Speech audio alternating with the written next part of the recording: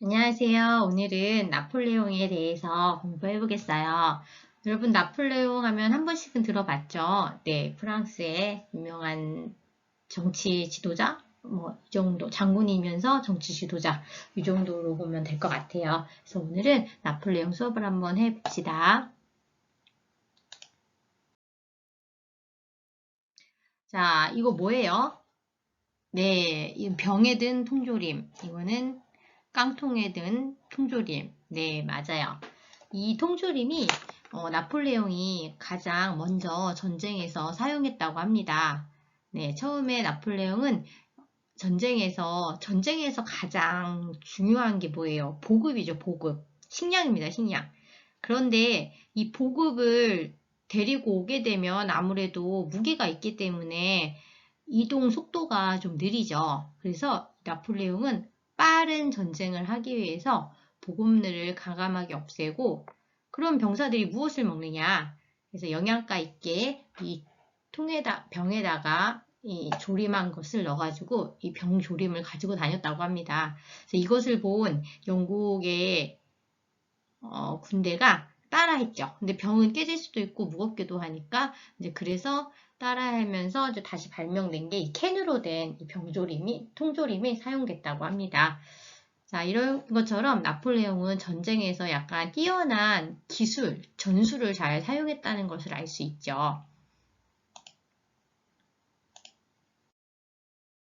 자, 그럼 나폴레옹은 누구이냐? 자, 나폴레옹이 태어난 고향인데, 원래 이 코르시카 섬은 원래 이탈리아 거였어요. 그러다가 나폴레옹이 태어나기 1년 전,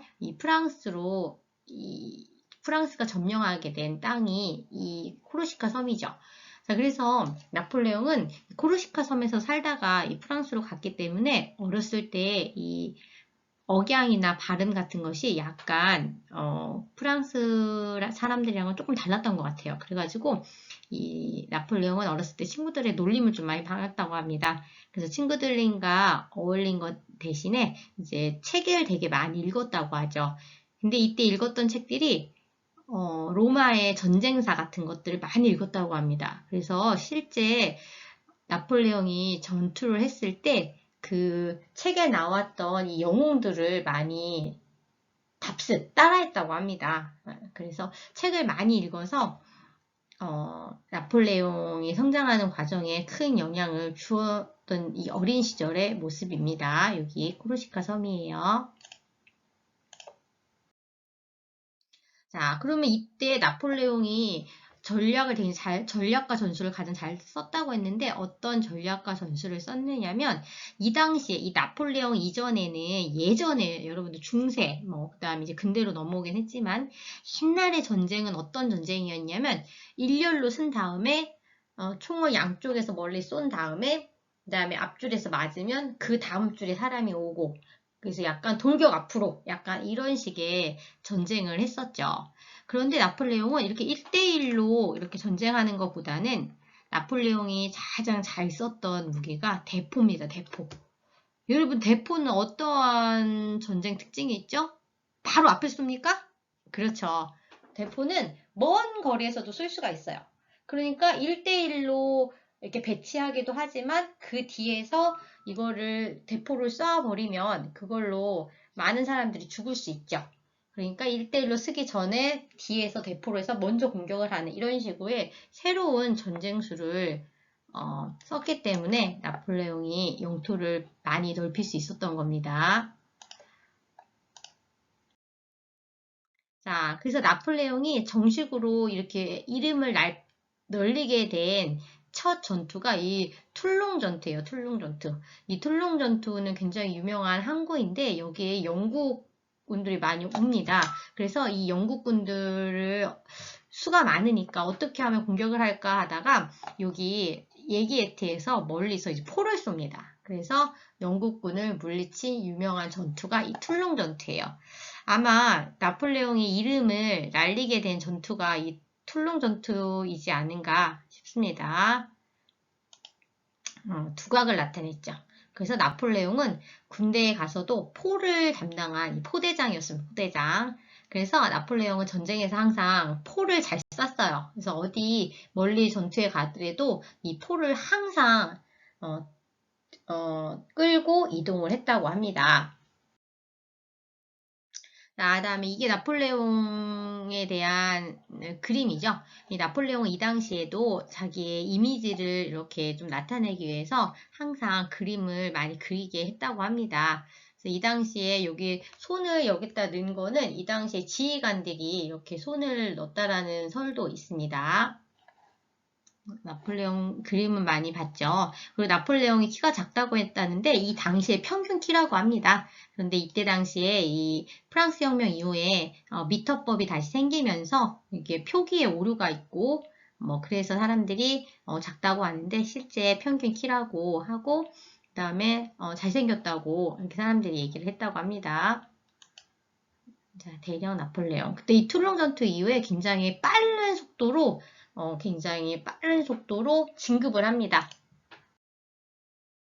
자, 이 사진은 뭐예요? 맞아요. 나폴레옹이 이집트까지 점령을 하러 가죠. 자, 이집트까지 점령을 하러 갔는데 스핑크스 앞에 보나파르트, 장 레옹 제롬이 그린 그림입니다.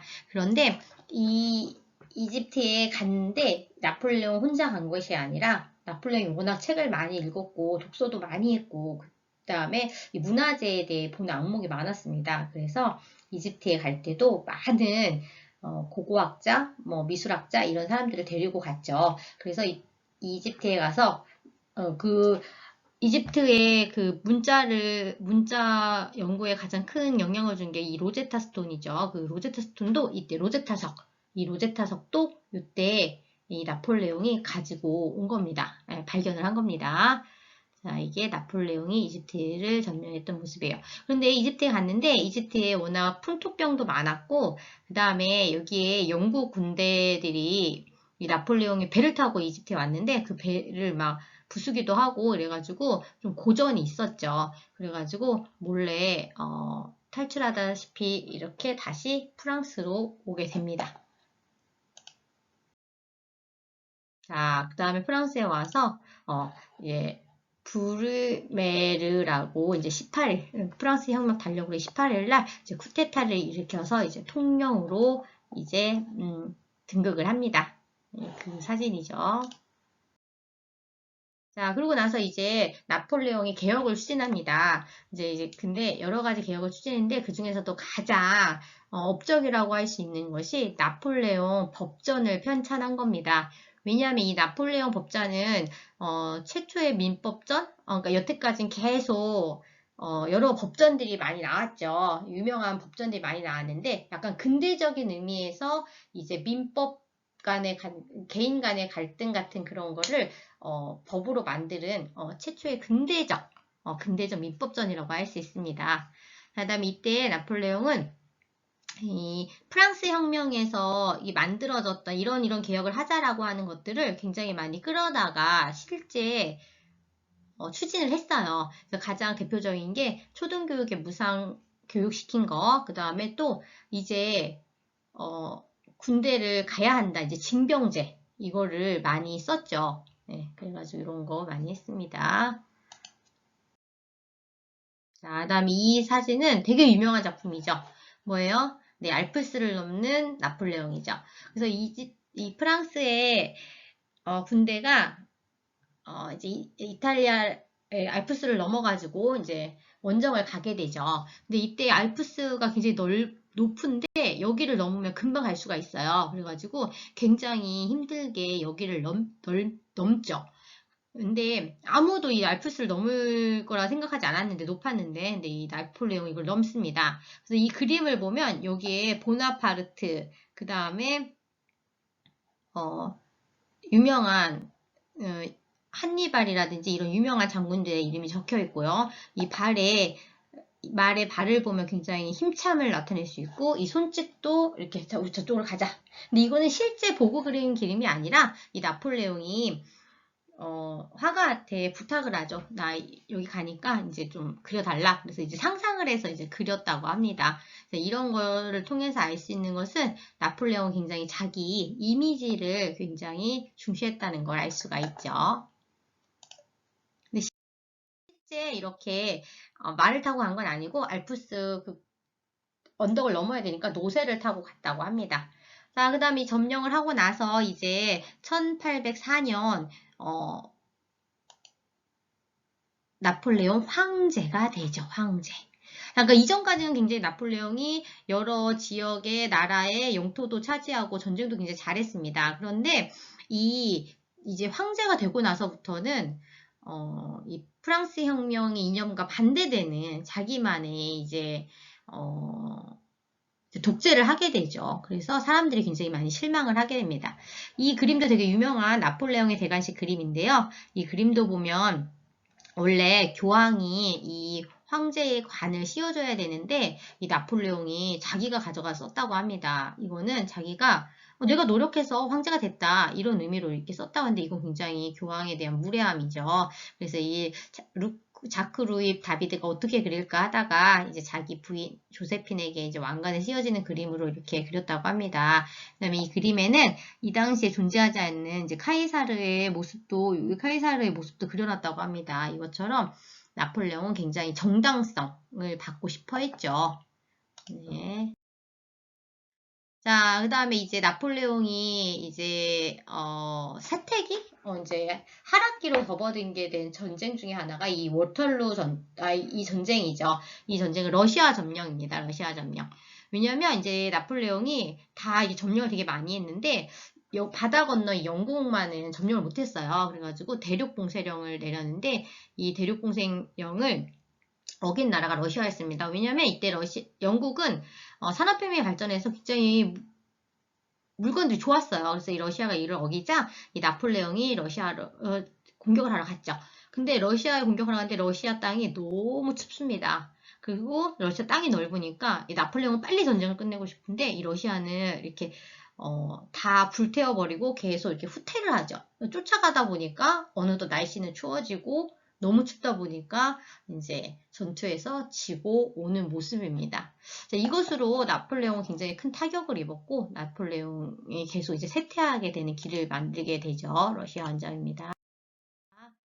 자, 그리고 워털루 전투에서도 실패하고 그리고 나서 이제 잡히죠. 그래서 엘바 섬으로 유배를 갔는데 다시 탈출해가지고 다시 전쟁을 하죠. 이제 그래가지고 이제 다시 탈출하지 못하도록 다시 아프리카 남단 그쪽에 먼 곳으로 세인트 헬레나 섬으로 이제 유배를 갑니다. 이제 그 다음에 거기서 이제 죽게 되죠. 그래서 이 프랑스의 앵바르드 이게 이제 시체를 가지고 와가지고 이제 안치를 한 거죠. 자, 앵바리드 나폴레옹 무덤입니다. 그래서 여기를 나중에 히틀러가 와서 방문하기도 했죠. 히틀러는 나폴레옹을 굉장히 존경했다고 합니다. 자, 그러면 나폴레옹 업적 한번 정리해 볼게요. 프랑스 혁명의 전파로 자유주의와 민족주의 운동이 확산했습니다. 왜냐하면 이 프랑스 혁명의 이념을 확대해서 나라를 굉장히 많이 점령을 했고 프랑스 이념도 많이 퍼쳤어요. 그런데 이제 나폴레옹이 점령하니까 우리 민족은 우리가 다스려야 되는데 이제 민족주의도 이제 확산을 하게 된 거죠. 나폴레옹이 IT 섬에 가가지고 IT가 사탕수수 되게 많았거든요. 그래서 거기 흑인들의 노예 제도를 인정했습니다. 이건 약간 단점이죠. 한계점이죠. 그 다음에 나폴레옹이 여성 인권을 무시했고 전쟁에서 많은 사람들을 죽였다는 것은 이 나폴레옹의 문제로 지금도 평가받고 있습니다.